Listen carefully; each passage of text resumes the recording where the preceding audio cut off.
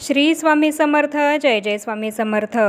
तुम्हा सर्वांचं पुन्हा एकदा अगदी मनापासून आपल्या या नवीन व्हिडिओमध्ये मी स्वागत करते.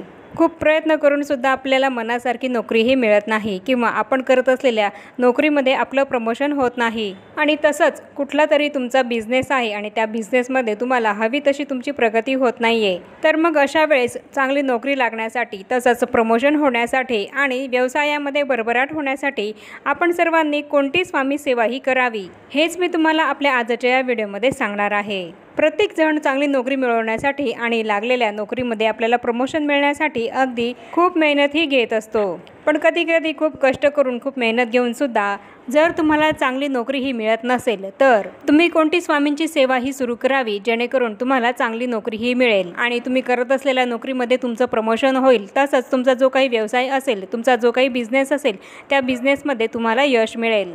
याबद्दलच मी तुम्हाला आपल्या आजच्या व्हिडिओमध्ये माहिती देणार आहे आणि म्हणूनच हा अत्यंत महत्त्वपूर्ण व्हिडिओ तुम्ही कुठेही स्किप न करता शेवटपर्यंत नक्की बघा. म्हणजेच नोकरी प्राप्त करण्यासाठी आपल्याला कोणती स्वामी सेवा ही करायची आहे तुम्हाला संपूर्ण याची माहिती मिळेल. सगळ्यात महत्त्वाची गोष्ट ही आहे ती म्हणजेच आपल्याला कुठलीही गोष्ट जर मिळवायची असेल तर त्यासाठी आपल्याला पूर्ण मन लावून प्रयत्न हे करावे लागतात, खूप कष्ट हे घ्यावे लागतात आणि मगच ती गोष्ट आपल्याला मिळत असते. त्याचप्रमाणे तुम्हाला नोकरी मिळवण्यासाठी तुमचे स्वतःचे कष्ट हे तुम्हाला करावेच लागतील, तुम्हाला मेहनत ही घ्यावीच लागेल, तुमचे कर्म हे तुम्हाला करावेच लागतील. नोकरी मिळवण्यासाठी तुम्ही ज्या कुठल्या परीक्षा या देत असाल तर त्या परीक्षांचा अभ्यास हा तुम्हाला करावाच लागेल. कुठलंही कर्म न करता, कुठलीही मेहनत किंवा कष्ट न करता जर तुम्ही नुसतीच सेवा करत बसाल आणि नोकरी मिळवण्यासाठी प्रयत्नच जर तुम्ही केले नाहीत, अभ्यासच जर तुम्ही केला नाही तर तुम्हाला चांगली नोकरी ही मिळणार नाही. त्यासाठी तुम्हाला चांगले प्रयत्न सुद्धा करावे लागतील. जर तुम्ही नुसती सेवाच केली आणि तुमचे कर्म केले नाही तर त्याचे फळ हे तुम्हाला कसं काय मिळेल? मिळणारच नाही.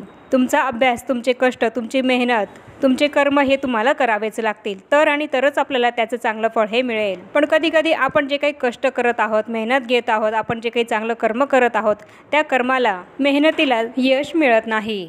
चांगली नोकरी प्राप्त करण्यासाठी तुम्ही खूप अभ्यास करत आहात, खूप मेहनत घेत आहात, पण तरीसुद्धा तुम्हाला चांगली नोकरी ही काही मिळत नाही. मग अशा वेळेस नोकरी प्राप्त करण्यासाठी आपल्या मेहनतीला, आपल्या कष्टाला, आपल्या भाग्याची आणि स्वामी समर्थ महाराजांच्या कृपेची जोड ही असावीच लागते. ही जोड असली की आपल्याला यश हे हमखास मिळतंच आणि मग त्यासाठीच आपल्याला स्वामी सेवा ही करावी लागते. चला तर मग आपण आता जाणून घेऊया की चांगली नोकरी मिळवण्यासाठी आपल्याला कोणती स्वामी सेवा ही करायची आहे.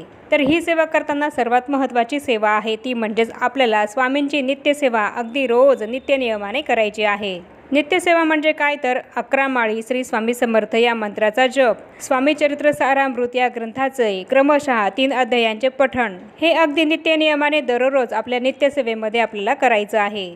स्वामी चरित्र सारामृत या ग्रंथाचं क्रमशः 3 अध्यायांचं पठण करणं म्हणजे काय तर स्वामी चरित्र सारामृत या ग्रंथाचं आपल्याला पहिल्या दिवशी 1 ते 3 हे अध्याय पठण करायचे आहे आणि पुढच्या दुसऱ्या दिवशी आपल्याला 4 ते 6 अध्यायांचं पठण करायचं आहे आणि त्याच्या पुढच्या तिसऱ्या दिवशी आपल्याला 7, 8, 9 या अध्यायांचं पठण करायचं आहे. या पद्धतीने स्वामी चरित्र सारामृत या ग्रंथामध्ये एकूण 21 अध्याय आहेत आणि या अध्यायांचं आपल्याला 7 दिवसांमध्ये पठण करायचं आहे. या ग्रंथाचे रोज तुम्ही क्रमशः 3 अध्याय जर वाचाल तर तुमचं 7 दिवसांमध्ये स्वामी चरित्र सारामृत या ग्रंथाचं एक पाठ हा पूर्ण होईल, एक पारायण हे पूर्ण होईल. या पद्धतीने स्वामी चरित्र सारामृत या ग्रंथाचे क्रमशः 3-3 अध्याय हे रोज नित्यसेवेमध्ये पठण करायचे आहेत आणि रोज 11 माळी जप हा आपल्याकडनं श्री स्वामी समर्थ या मंत्राचा झालाच पाहिजे. तर याप्रमाणे नित्यसेवेमध्ये स्वामी चरित्र सारामृत या ग्रंथाचे क्रमशः 3 अध्यायांचं पठण आणि 11 माळी श्री स्वामी समर्थ या मंत्राचा जप ही सेवा तुम्हाला जोपर्यंत जॉब मिळत नाही तोपर्यंत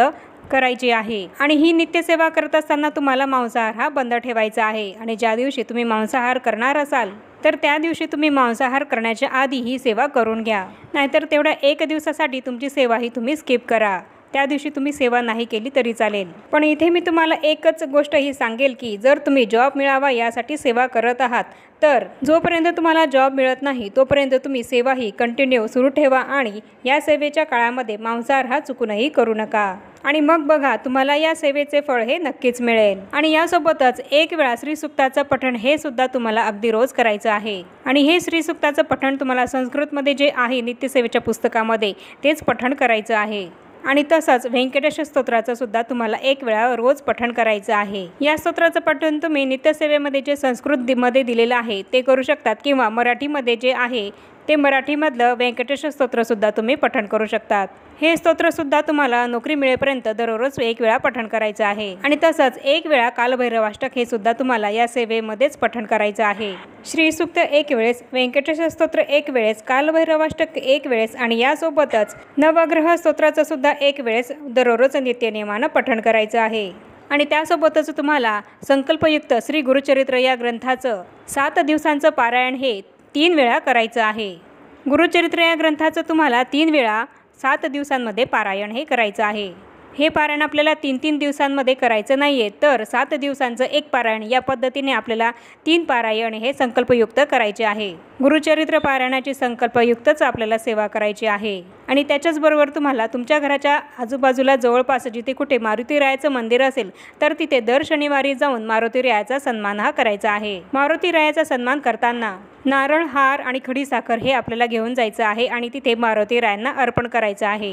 ही सेवा सुद्धा तुम्हाला मारुतीरायाच्या मंदिरामध्ये जाऊन दर शनिवारी करायची आहे। जोपर्यंत तुम्हाला नोकरी मिळत नाही तोपर्यंत करायची आहे। ही सगळी सेवा करत असताना फक्त आपल्याला गुरुचरित्राचं पारायण आपण जेव्हा करू ती सेवाच आपल्याला संकल्पयुक्त करायची आहे आणि ज्यावेळेस आपण पहिलं पारायण हे सुरू करू तेव्हा आणि तेव्हाच आपल्याला पहिल्याच पारायणाच्या वेळेस पहिल्याच दिवशी संकल्प हा करायचा आहे। इतर तुम्ही दुसरं आणि तिसरं जे पारायण कराल त्या पारायणाच्या वेळेस तुम्हाला संकल्प करायची गरज नाही। आणि तसंच नित्यसेवा, श्रीसूक्त, नवग्रह स्तोत्र, कालभैरवाष्टक आणि व्यंकटेश स्तोत्र ही जी काही सगळी सेवा आहे त्याला कुठलाही संकल्प हा नाही। फक्त गुरुचरित्राचे 3 पारायण जे आपल्याला करायचे आहेत तेच फक्त संकल्पयुक्त करायचे आहेत आणि गुरुचरित्राचं पारायणाची संकल्पयुक्त सेवा सोडून इतर जी काही तुम्ही सेवा करणार आहात ती सेवा करताना फक्त महाराजांना विनंती करायची आहे, कुठलाही संकल्प हा करायचा नाही आहे। महाराजांना विनंती अशी करायची आहे की मला चांगल्या ठिकाणी नोकरीही लागू देत, नोकरी संबंधित माझी सर्व कामंही पूर्ण होऊ देत, अशी महाराजांना विनंती करायची आहे। आणि गुरुचरित्राचं पारायण करताना त्याचे जे काही नियम आहेत ते पाळूनच आपल्याला गुरुचरित्राचं पारायण करायचं आहे। गुरुचरित्राचं संकल्पित 3 पारायण ही जी काही सेवा आहे ती सेवा तुम्ही इतर जी काही सेवा आहे ती सेवा तुम्ही बाहेर गावी गेल्यावर तिथे सुद्धा करू शकता। फक्त तुम्ही गुरुचरित्राचे संकल्पयुक्त 3 पारायण जे करणार आहात त्यावेळेस तुम्हाला कुठेही बाहेर हे जायचं नाहीये, ती सेवा तुम्ही तुमच्या घरी बसूनच पूर्ण करायची आहे। तर याप्रमाणे आपल्याला नित्य सेवा ही करायचीच आहे आणि त्यासोबतच 1 वेळा श्रीसूक्ताचं पठण, 1 वेळा व्यंकटेश स्तोत्राचं पठण, तसंच कालभैरवाष्टकाचं 1 वेळा पठण आणि नवग्रह स्तोत्राचं 1 वेळा पठण ही सगळी सेवा आपल्याला दररोज नित्य नियमाने जोपर्यंत जॉब मिळत नाही तोपर्यंत करायची आहे। आणि तसंच गुरुचरित्राचे 3 संकल्पयुक्त पारायण हे आपल्याला करायचं आहे। ही सगळी सेवा अत्यंत प्रभावी अशी सेवा आहे। तुमच्या कष्टासोबत तुमच्या मेहनतीसोबतच जेव्हा तुम्ही ही सेवा सुद्धा कराल तेव्हा तुम्हाला या सेवेचा खूपच चांगला अनुभव येईल। तुम्हाला ज्याप्रमाणे अपेक्षित नोकरी हवी असेल त्याप्रमाणे तुम्हाला नोकरीही नक्कीच मिळेल। आपण करत असलेल्या कष्टाला, मेहनतीला भाग्याची साथ ही हवी असते आणि ती साथ या स्वामी सेवेमुळे आपल्याला मिळेल। आणि म्हणूनच जर तुम्ही सुद्धा नोकरीच्या शोधात असाल, चांगली नोकरी ही तुम्हाला मिळावी असं जर तुम्हाला वाटत असेल तर ही जी काही मी तुम्हाला सेवा सांगितली आहे ती सेवा तुम्ही आजपासूनच सुरू करा। या सेवेची प्रचिती तुम्हाला नक्कीच येईल, तुम्हाला हवी असलेली नोकरी ही तुम्हाला नक्कीच मिळेल। तर याप्रमाणे मी तुम्हाला आपल्या आजच्या व्हिडिओमध्ये संपूर्ण माहिती दिलेली आहे की नोकरी मिळवण्यासाठी, तसंच प्रमोशन होण्यासाठी आणि करत असलेल्या व्यवसायामध्ये भरभराट व्हावी यासाठी आपण कोणती स्वामी सेवा ही करावी याबद्दलची संपूर्ण माहिती मी तुम्हाला आपल्या आजच्या या व्हिडिओमध्ये दिली आहे। आणि आता या छोट्याशा माहितीसह आपण आपला आजचा हा व्हिडिओ इथेच थांबवूया। चॅनलवर जर पहिल्यांदाच आला असाल तर चॅनलला जरूर सबस्क्राईब करा आणि या व्हिडिओला जास्तीत जास्त लाईक आणि शेअर सुद्धा जरूर करा आणि भेटूया पुन्हा अशाच नवीन एका माहितीपूर्ण आणि महत्त्वपूर्ण व्हिडिओसोबत। तोपर्यंत सर्वांना श्री स्वामी समर्थ।